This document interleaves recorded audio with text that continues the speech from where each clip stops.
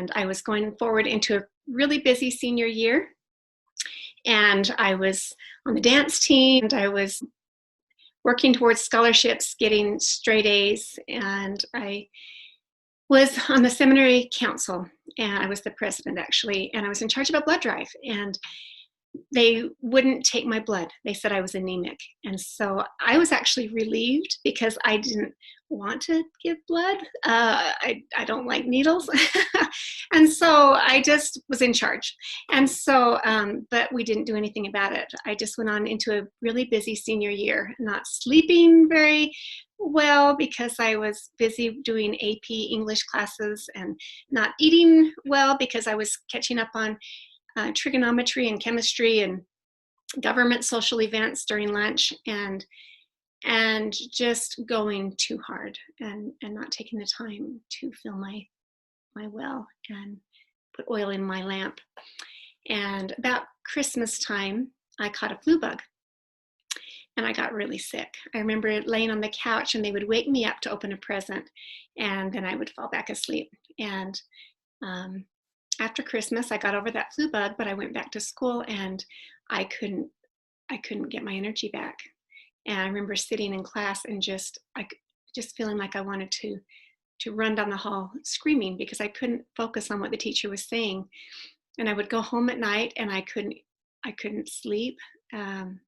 Nothing really even tasted good. I just wasn't well, and I didn't know what was wrong. And my mother took me to a doctor, and the doctor said, well, you've got a chemical imbalance. And so he put me on some medicine. He says it'll take like 21 days to start feeling better.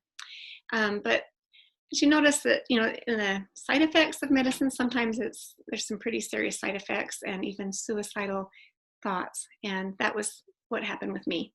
And so not very long into taking these meds, I just started feeling like I wanted to die.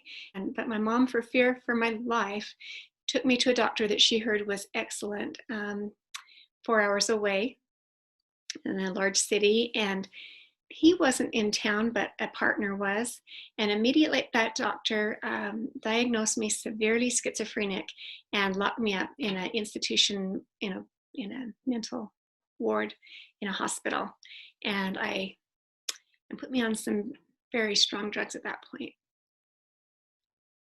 And things got really, really rough. I had some really horrific experiences on those drugs. My reality was not good. And things got worse every day and every week.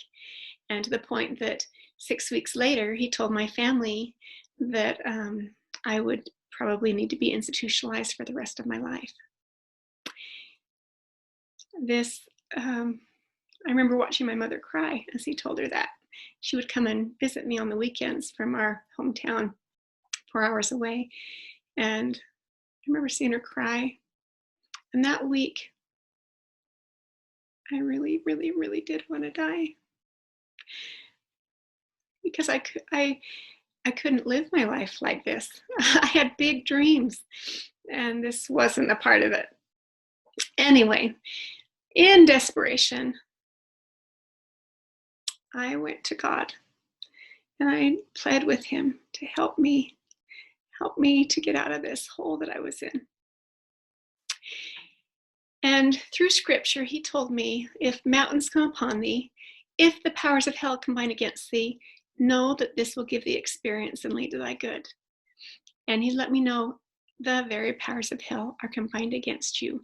But if you will follow me, I will guide you into paths of healing, which will bless your life, and not only you, but many others, and that you will live more than the life that you have dreamed and desired to experience.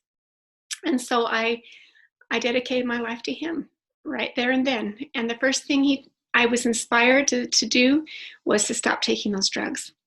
And they threatened to give them to me in a shot if I didn't. So I had to hide them under my tongue and then spit them out privately when the nurse left. And then my mind started clearing up. And that weekend, my mother came, and she had been to an event with a seminar, and the doctor there had heard my story, and he told her to get me out of there. He says, she has been horribly misdiagnosed, and they're destroying your daughter. And so she came and took me home. Thank goodness. And so things started getting better. And I learned that every day of your life, the choices you're making, you are either progressing or degressing. And as you follow the Lord, He can guide you into progressing paths that can bless your life so, so, so much.